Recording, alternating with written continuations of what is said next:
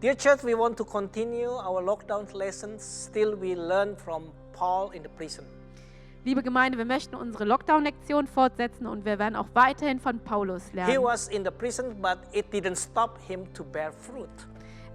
Paulus war im Gefängnis, aber es hat ihn nicht davon abgehalten, weiterhin Früchte zu tragen. You know, in the prison he wrote many letters to the churches.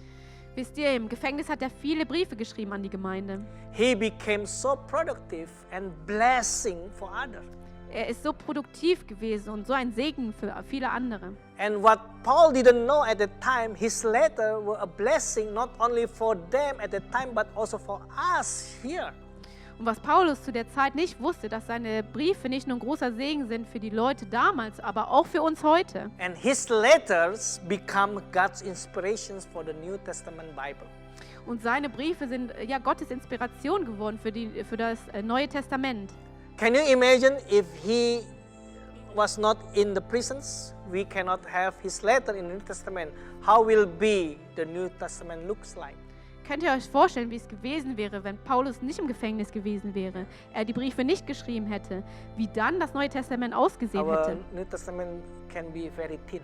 Dann wäre das Neue Testament sehr, sehr dünn. But thank God, he was in prisons and it was a productive time for him. Aber danke Gott, dass Paulus im Gefängnis war und er sehr produktiv war während dieser Zeit. Also, he shared the gospel there.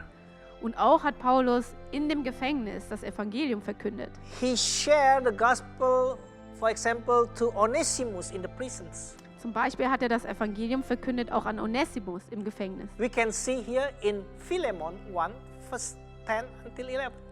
Das können wir sehen in Philemon 1, 10 bis 11.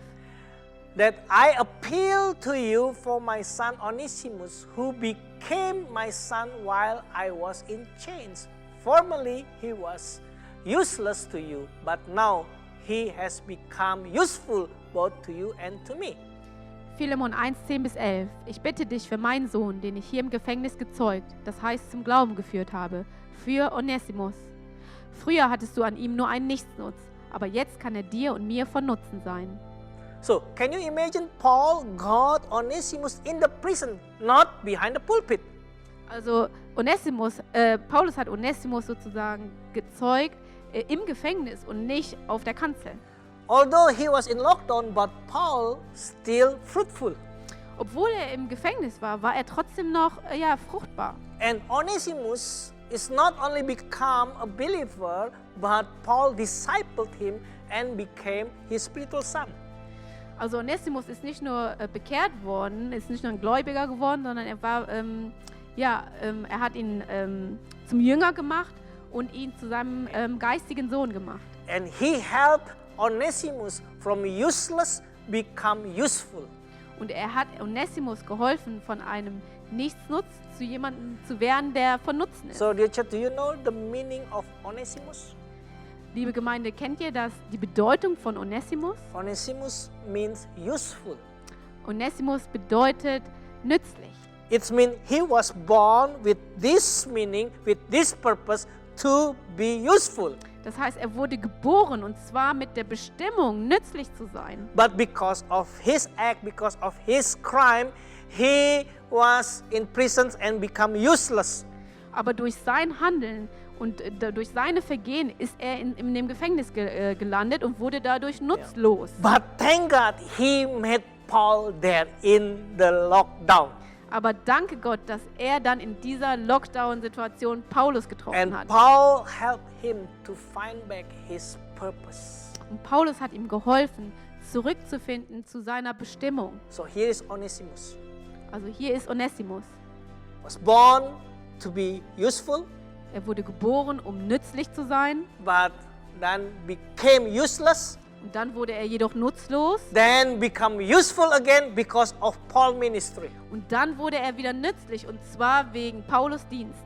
So here, lockdown is not the moment of unfruitfulness, but the moment of productivity. Also hier lernt man, der Lockdown ist nicht der Moment der Unfruchtbarkeit, sondern der Moment der Produktivität. And I pray right now for you that you can be also productive. All your potential can be poured out in this lockdown. Und ich möchte auch für euch beten, dass wirklich in dieser Lockdown-Situation das ganze Potenzial von euch hervorkommt. Let the Holy Spirit inspire you. Lasst den Heiligen Geist euch inspirieren. And maybe you don't know, maybe you can write a book or a song and become blessing for others.